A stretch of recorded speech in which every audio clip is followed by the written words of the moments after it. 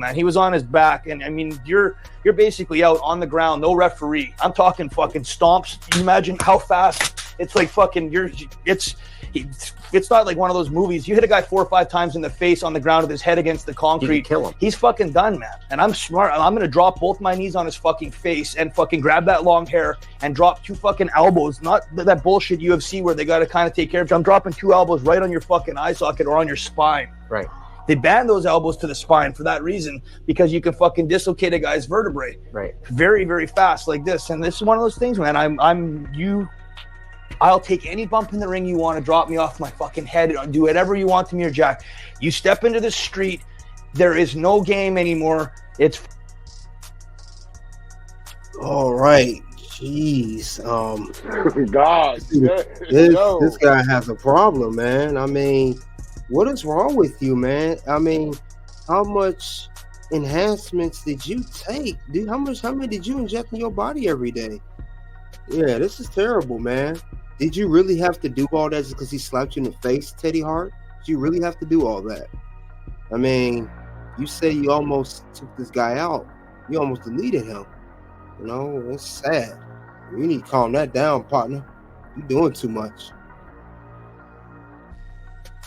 Now, it's another picture CM Punk and TNA. If you guys familiar, Ace Steel was a manager. He was also in AEW.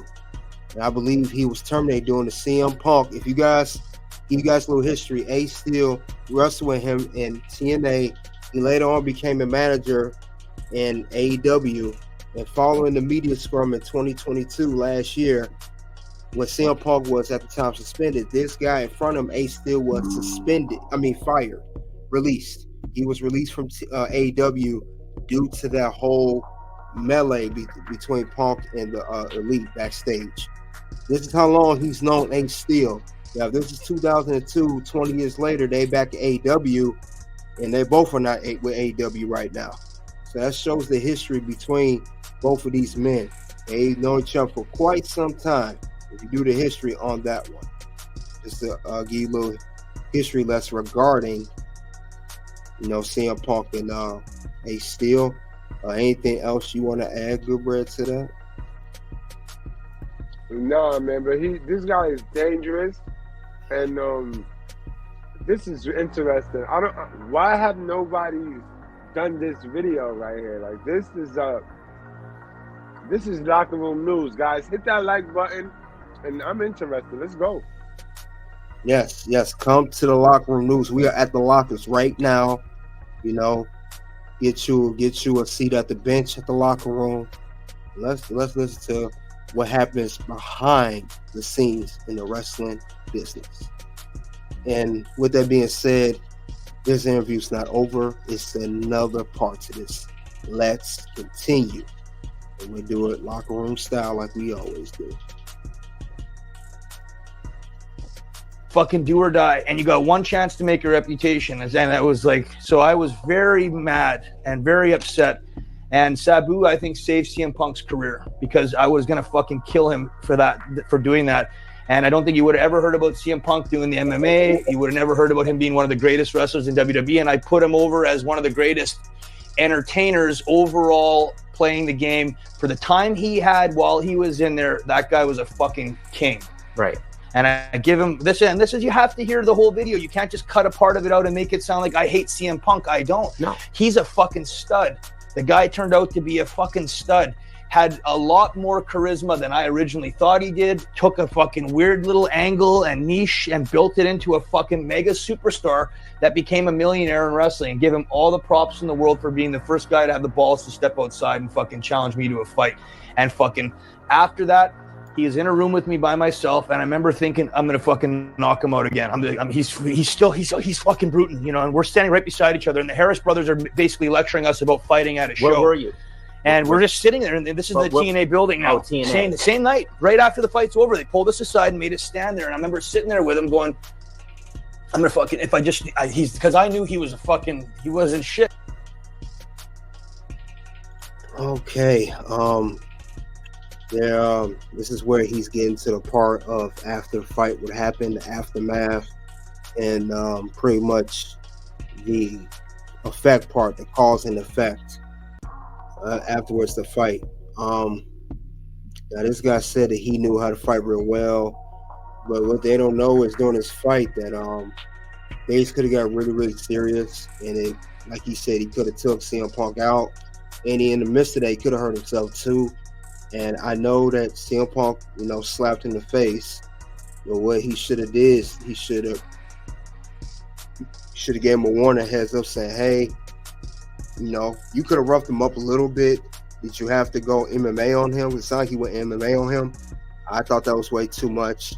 I think he could have it could have been similar to the Jericho Goldberg thing. You could have put him in a headlock or something. Could have pushed him a little bit. Smacked him back or something, whatever. But to go MMA on him like this is UFC, and CM Punk's a small guy, that's kind of too much. It's too much that this guy was doing. This guy's crazy. I don't know what. But that's what I feel like towards this so far. Good, Brady, you give me your take on this. If you have anything else to add for this particular segment. He says so much that it's like I appreciate the fact that he's being authentic and he's giving CM Punk his credit. It's like he said, don't take pieces of the story. Listen to what he's saying. He's telling the whole story. So I believe him. I believe everything he's saying. But again, like what you said, this could have got way worse, bro. And now I see why they make the boxers in professional boxing. They make them license their hands so they're not out there doing this. You know what I mean? Street fighting is illegal, and you come on, guys. And it's over nothing. It's over nothing because CM Punk walked past him and made a gesture like that. That's crazy to me. Absolutely crazy to me, man. Yeah, this guy's lost his mind. There's something wrong with him. Yeah, of course, like I said, it's another clip of CM Punk with Mr. Teddy Hart. You need to, I don't know, whatever you was taking at the time, you need to get off of it because it's surely it's making a difference in everything you do. I see the side effects from it. I see the side effects from it. See the side effects from this guy. You need to stop it. And this is just crazy. I don't mean to laugh, but you're right, man. This man is on drugs. I mean, you audience, let me know. Does this dude sound like a lunatic? I will say yes. He is beyond a lunatic, and he needs to get off of it. Whatever substance stuff you're on, get off of it, please, because this is unnecessary, bro. I mean, you got that pride. I think I could take anybody down kind of energy. This is not about taking anybody down. This is being smart. You're still working at a professional wrestling company. This is business, bro. Now, CM Punk, like he said, it ended up making CM Punk. He went on to become the name he has today. Teddy Hart, I haven't heard nothing of you. Your career went down the toilet. So that shows that one incident can change someone's career for better or for worse. CM Punk for the better, Teddy Hart the worse. Let's continue on with this interview of this lunatic dude that looks like he needs to chill out. See what part of this you guys say. He lost it, man.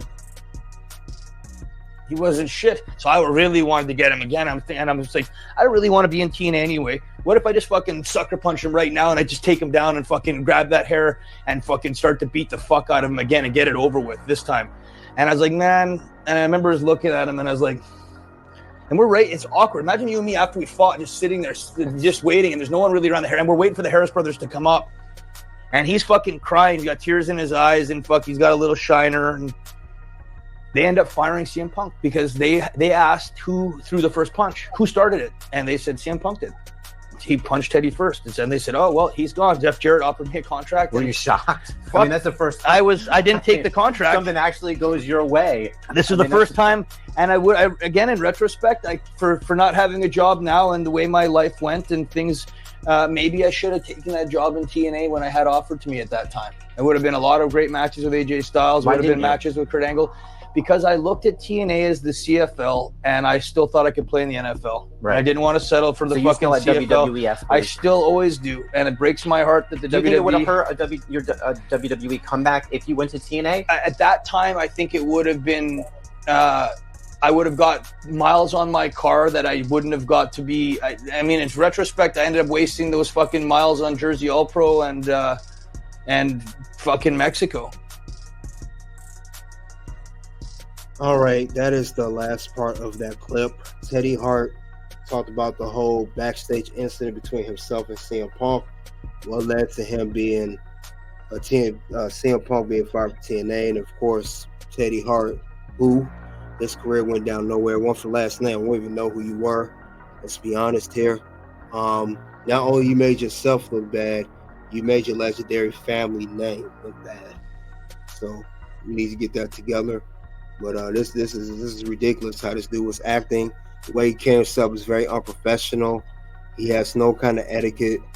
I mean, you could have done anything better to resolve a situation.